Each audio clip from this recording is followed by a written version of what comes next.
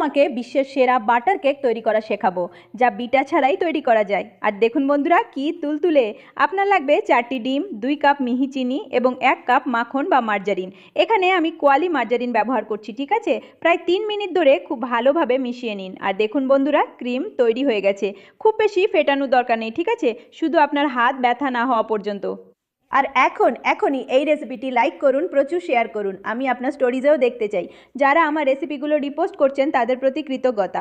এখন সমস্ত শুকনো উপকরণগুলি একসাথে ভালোভাবে মিশিয়ে নেওয়ার পর 1.5 কাপ বাটার মিল্ক অর্থাৎ লেবুর রস মিশিয়ে তৈরি করা দুধ যোগ করুন। প্রয়োজনে আপনি সাধারণ দুধ অথবা অন্য কোনো তরল পদার্থ এর পরিবর্তে ব্যবহার করতে পারেন। সবশেষে 3 কাপ ময়দা এবং 1 ঢাকনা পরিমাণ বেকিং পাউডার দিন। ড্রামের সঠিক পরিমাপগুলি আমি বিস্তারিতভাবে বর্ণনার অংশে উল্লেখ করে দেব। আর দেখুন তো বন্ধুরা, কি সুন্দর ডো। যেমনটা আমি বলেছিলাম, বিটারের দরকার নেই, ব্লেন্ডারেরও দরকার নেই, আর এটা একদম নিখুঁত হয়, খুব নরম তুলতুলে। এখানে তৈরি হয়েছে 15/5-এর 3টি ছাঁচ অথবা 2টি ছাঁচ, তাই না? এখানে আমি আরেকটি ছোট্ট রেসিপি তৈরি করেছি 20/5-এর 2টি ছাঁচ। বন্ধুরা আসুন লাইক করুন, কমেন্ট করুন, প্রচুর শেয়ার করুন। মনে রাখবেন যে বায়োর লিঙ্কে আমার সব ইবুক একটি দারুণ অফার সহ আছে, তাই তাড়াতাড়ি যান, সময় নষ্ট করবেন না, কারণ একটি সুপার কম্বো আপনার জন্য অপেক্ষা করছে।